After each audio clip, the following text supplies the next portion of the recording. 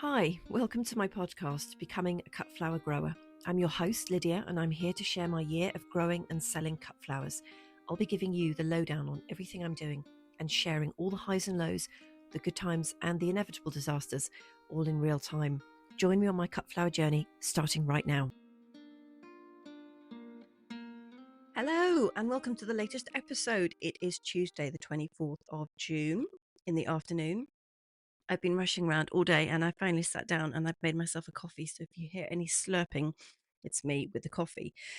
So I've just listened back to the last episode, Fridays. I can't believe I spent a whole 9 minutes talking about selling just 20 stems. So well done if you managed to listen to all of that without having to fast forward through any of it. Yeah, I don't know why I was chatting for so long about that. I want to clarify something. I did talk about going to visit other flower farmers and how amazing it was, the visit I had down with Rowena at Grace and Green in Cornwall. And I made some sort of off the cuff comment because I don't script all of this. It's literally just me talking to you. I made an off the cuff comment about paying, 200 quid to go on a tour of a flower farm and having lunch and stuff. And I just want to clarify that I'm not knocking those at all. They absolutely have a place. And if you've got 200 quid, then 100% go and do it. It's not a problem. I think the point that I was getting at was that when you're actually growing and like you're literally in amongst the weeds, you probably don't have the time or the money to be spending your time like that. And it is, it's not a cheap day out. And I suppose what I was getting at was that I wanted to experience the nuts and bolts of a farm rather than go for a kind of social occasion and have lunch. It's not in my budget. It might be in yours. Anyway, I just wanted to clarify that I'm not knocking those days at all because in fact, before I first started out growing, this is years ago, and I can't even remember when it was, but I went on precisely one of those go round to growers and have lunch tours. And it was absolutely amazing, totally inspiring. And it's one of the reasons why I'm here doing all of this now. So I went to one in Surrey, run by a lady called Claire, who has a fantastic cut flower farm called Plant Passion. And she does cut flowers, pick your own, and she also does tours and experiences on the farm. And she was a wonderful lady. And we went in, I just remember it being absolutely freezing cold, but she was doing tulips. So it must have been, I don't know, March, April time. And there were a whole bunch of us girls that went. We didn't know each other, and everybody was lovely. And we had a tour of the farm and we went through like every aspect of it. Claire walked us around all of the beds and she showed us everything she was growing and she talked about everything she was doing and showed us all her foliage. And then we went back to her house and we had lunch, a vegetarian lunch, and it was fantastic in her dining room. Like it was so personal and lovely. And she sat with us so we could all ask her questions. And it did not cost £200. I can't remember how much it cost. It was worth every penny. Now, I've just had a quick look on her website and it doesn't look like she does that anymore, but she does have a range of flower farm experiences, including walk and talk tours. And she does one a month and they cost £10, which actually sounds, uh, you know, too cheap. No, I'm going to be digging a hole for myself here now. I'm going to have to come back on the next week's episode and apologize for being clumsy about this. What I want to say is that sounds like really good value. So if anybody's around the Surrey area, I highly recommend you go on one of those tours because the way Claire grows is fantastic. She's all about sustainability. She's all completely chemical free and her flowers are absolutely gorgeous. So I hope that's cleared that up. So let me tell you what's going on at the plot at the moment. I have planted out another batch of zinnias. So the first batch, bit of a mixed bag. Some of them are amazing, really nice, bushy little plants growing away really well. A few of them are flowering, horrible flower color. Really hate those. I hope it's just a bit of a funny start and the rest of the plant is going to be nicer. The Ammi are just about to flower, and the Nigella are also just about to flower. So I'm probably the last person in the UK that's got those items ready to flower, but hey, they're there. And the sweet peas have actually started flowering, and I've cut some stems already. So if you listen to my earlier episodes I think I did a whole episode about sweet peas. I actually ordered them from Roger Parsons after I met a random lady in a greenhouse on a visit to Dorset. Now, I believe that Roger Parsons have actually been bought out by English sweet peas. So I'll be ordering them from a different company next year. But the point is, the plants are beautiful. They're ever so pretty. They look exactly like they looked on the website when I ordered, and they smell beautiful. And the ones that the ducks topped for me have bushed out enormously, which is not what I was after, because, of course, I think I had said I'm growing each individual plant up one of the verticals on my Harris metal fence panels. And I want each plant to just go up one metal bar, and then there'll be no congestion, plenty of airflow, blah, blah, blah. Well, for a quarter of them now, that's completely gone out the window. There's just a massive tangle. Everything's very bushy. And they're probably going to need tying in because there's so much weight to them now. I think they're just going to topple forward onto my zinnias, which would be great. But the other guys are all doing exactly what they're supposed to be doing. I haven't got round to taking off all the little tendrils, which I did say I was going to, but I had a feeling that plan was going to go out the window when things got busy anyway. And when I put this batch of zinnias in, I have planted them much closer than the earlier batch, because this is also where I've been going wrong, plant spacing. So I'm still thinking like a gardener. Everything is spaced too far apart because it's going to grow into its neighbor, and we don't want that. So I am trying to make all of the spacings a little bit smaller. The tendency is to go like dramatically smaller, but when I go back and see the Ammi and the Nigella and everything else, the calendula, the spacings are pretty spot on. They're just not as packed together as some of the larger growers would do. So I'm still working on that. There was a strange man at the gates at the plot the other day. It always makes me really nervous. And luckily, he didn't come in. So I went down to see him and just see what he wanted. And he was talking a whole load of gibberish about a lost phone and this, that, and the other. But he didn't ask me what I was up to, because I'm always very suspicious of people at the gates. Like, why have you stopped there, and what do you want? And he didn't ask me anything about the chickens or anything, because I do have people come up. I've had blokes come up a couple of times asking if I've got cockerels for sale. And if you know anything about chickens, like, nobody ever wants cockerels. I mean, normally if you have one, it's a whole load of hassle, and you spend half your time plotting how to get rid of them. Sorry, Roland, but sometimes I do think life would be so much easier without Roland. But he's not going anywhere. He's part of the family. The point is, they only want the cockerels for fighting. So I have to say, oh no, terribly sorry, I've only got really old hens, and most of them don't lay anymore, and half of them are on their way out. It's tricky when you have these situations, because I'm on the plot by myself, and I'm very defensive of the area, but I'm also very cautious about how I approach things. You can't just be going to be rude to people or be aggressive to people, because I'm there by myself. And I don't know, if you're a woman and you're listening to this thinking, yes, I kind of get what you're getting at. We have to handle these situations in a way that we come across as a strong woman, but not a pushover.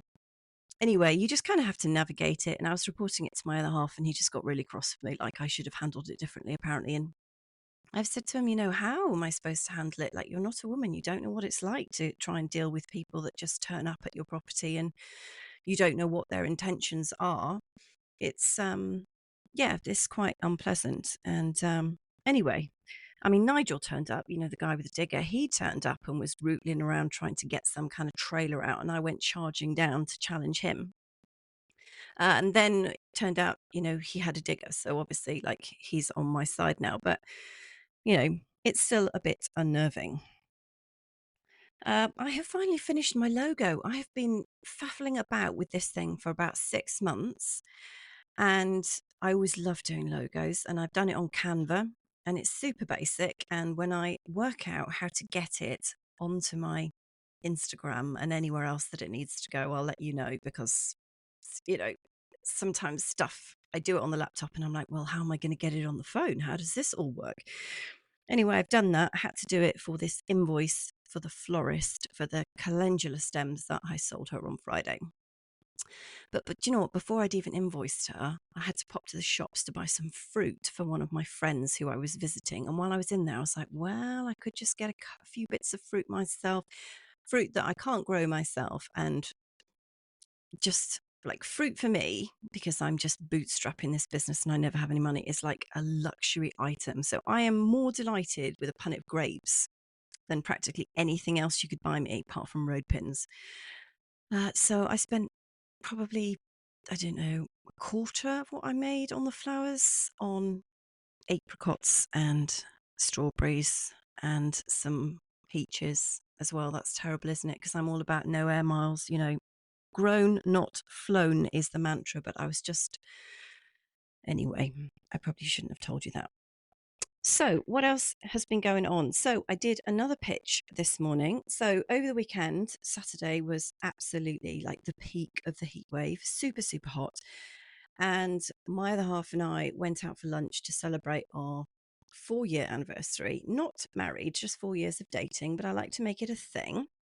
And it actually happened while we were in Cornwall, and it was just Cornwall, as you know, was so horrific, wasn't going to happen then. So, we went to a local pub to have a lunch.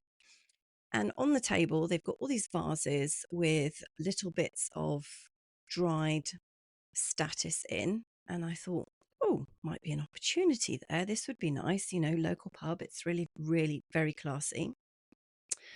So I said to the waiter, who do I need to speak to about cut flowers for the table? And he said, oh, the owner's here. I'll send him over. I was like, oh my God, I'm not prepared to do a pitch right now. But anyway, the owner came out and I said, look, I'll bring you some little sample bud vases up. And we arranged a day and a time, which happened to be this morning.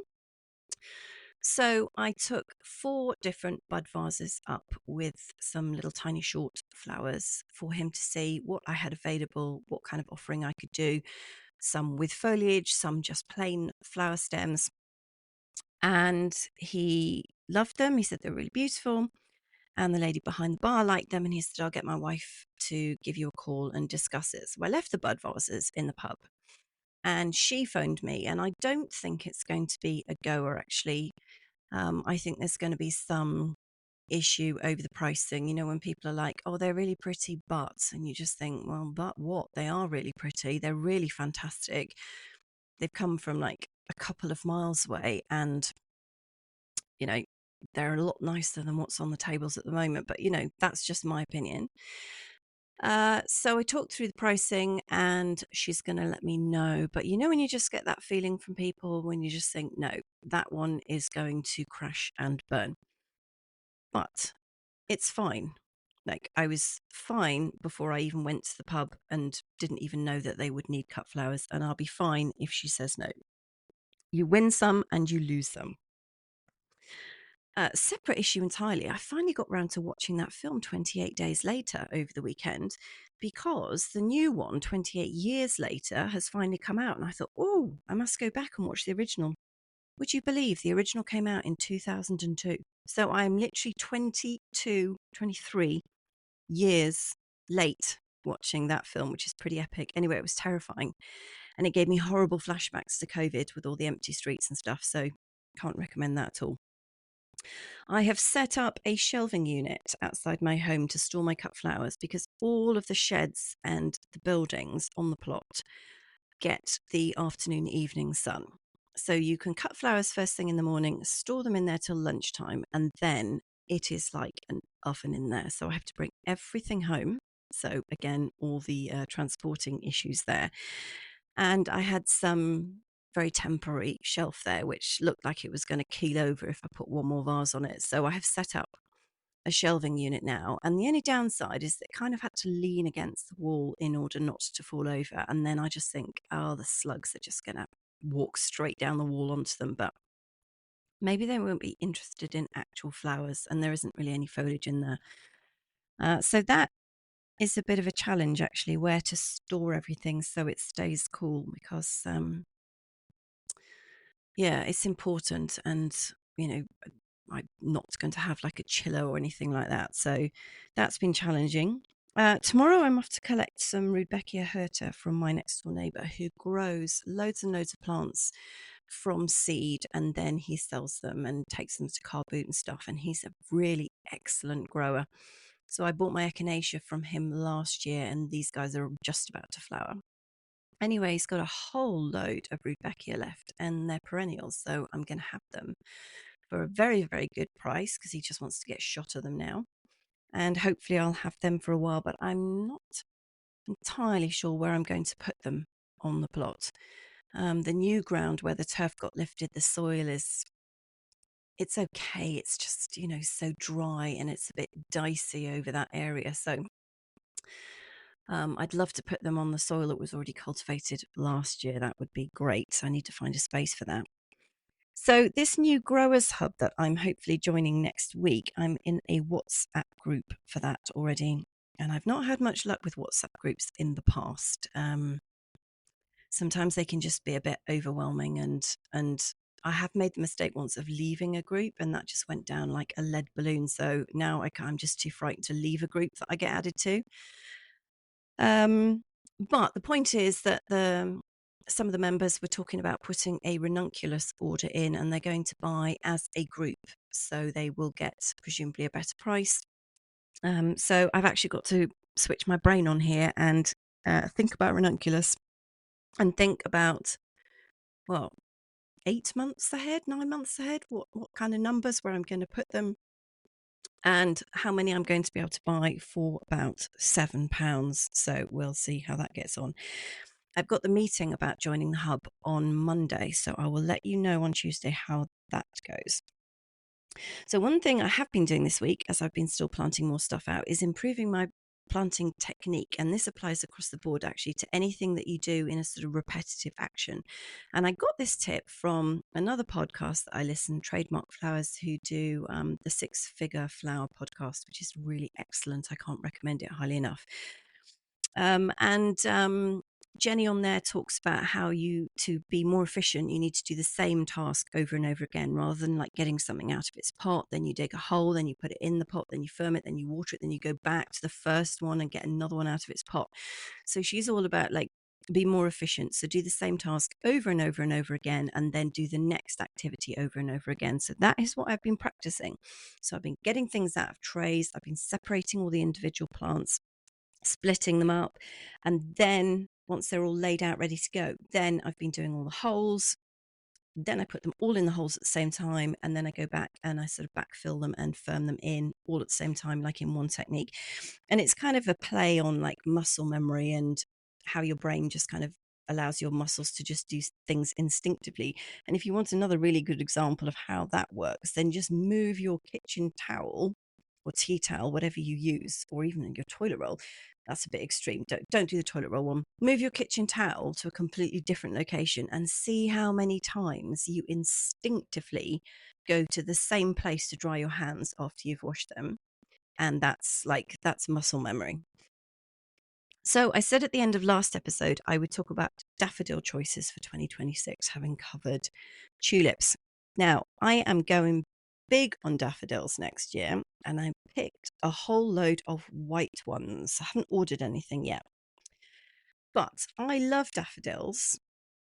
I love them outside of your garden, and I love them like on the side of the road. I don't like, and this is just a very personal thing here, and I'm sure lots and lots of people will disagree with me, but I don't like the really bright orange sort of country style ones in my garden or in my clients' gardens.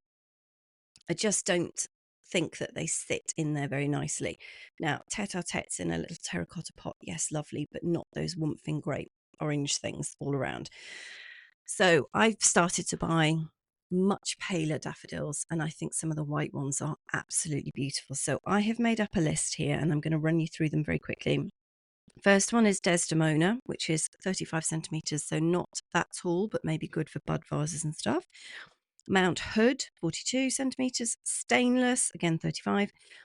Doubles, Ice King and White Medal, both doubles.